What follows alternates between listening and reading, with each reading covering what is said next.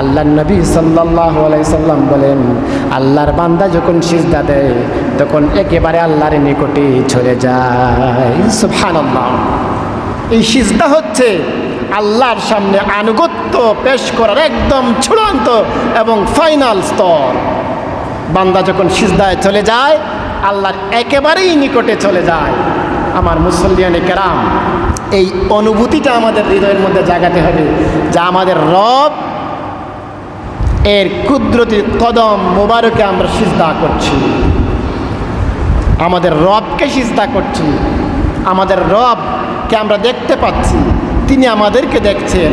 এই আবেগ এবং অনুভূতি নিয়ে রবের পায়ে যখন আমরা সিজদায় লুটিয়ে পড়ি তখন আল্লাহ তাআলার একদম নিকটে চলে যায়।